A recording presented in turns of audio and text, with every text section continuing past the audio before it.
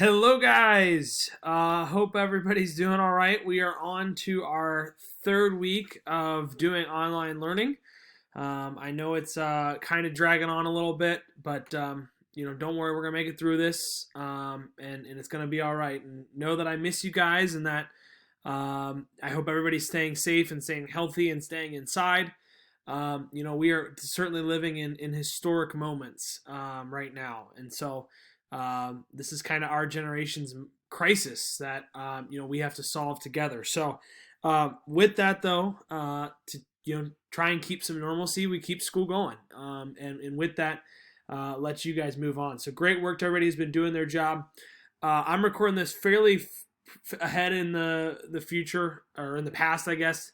So I am not sure what's happened in the past couple of days with our homework and all that stuff, but I'm just going to assume that we're all doing a great job with that. Okay, we are going to continue on talking about the Vietnam War, specifically starting to look at what's going on at home during the Vietnam War, and the Vietnam War is really our nation's most controversial war probably in our history, other than our Civil War, and one of the most divisive moments in our country's history. Almost creating like two almost separate Americas based on your opinion of the war. So I call this section "A Nation Divided," about the anger about the war that happened. So the Vietnam War has been called a working class war, and that's because the majority of the soldiers that were drafted, okay, were of low income or working class income, because of a variety of rules that were in place for people to get out of the draft. Okay, you could get out of the draft in a number of ways. Okay, the legal way was going to college. Okay, what we call college deferment, deferring your service while you're in college. So many people would go and go into college as a way to avoid the draft. From the government's idea, the reason for it was that we don't, and it's kind of sad to say it this way, but the government, the way they looked at it was, we don't want our future doctors and engineers being killed over in Vietnam, right? So if you go to college, you're exempt from the draft. So people that could afford to go to college, they're able to get out of the draft, no problem. For everybody in the majority of the country who wasn't able to afford to go to college, they're going to be the primary ones fighting it. And many people, as the war grows more and more public about what it's very actually like in Vietnam, people begin finding ways to dodge the draft. Okay, draft dodgers were peoples who found ways of avoiding it. Either one, just never even registering for the draft. Number two would be finding a doctor to say that you have some sort of medical issue, or many would lie. They would say that they are that they're injured. They would act like they were injured. They would act like they were mentally incompetent. They would find ways to try to get around. When they would get drafted, they would show up to the draft facilities and the officers there, and would say all these crazy lies and stuff.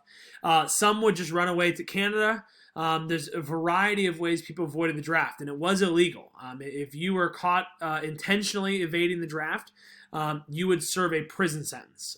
Most famously, Muhammad Ali, the famous boxer, was against the war in Vietnam. He was drafted. He chose not to go to war, and as a result was actually arrested and sent to jail for skipping out on the draft. Okay, so the really sad part is, with all this draft dodging going on, with the college deferment, with all this stuff, it ends up being that there's a disproportionate amount of African American troops, because at the time, due to all the civil rights laws, it was a lot harder for African Americans to find ways to avoid the draft than rich white people could.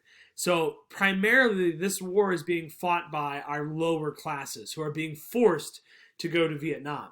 Now with that, of course, that is going to cause a lot of resistance. As a lot of people are being sent to war that don't want to go to war.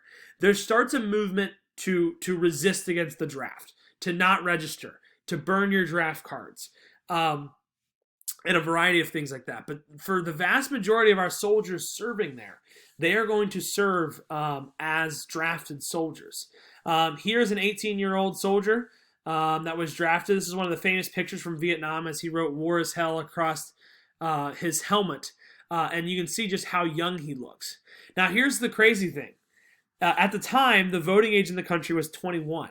So we're drafting 18-year-olds out of high school, okay? And they, can't even vote yet for that war that they're getting sent to.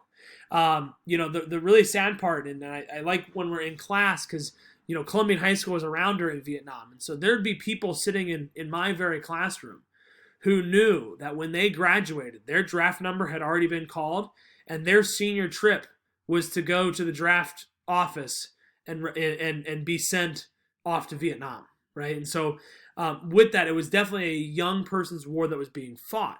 So with that, it is the young people that primarily start the protest against it. Across college campuses, the Students for a Democratic Society begins a protest movement against the war in Vietnam.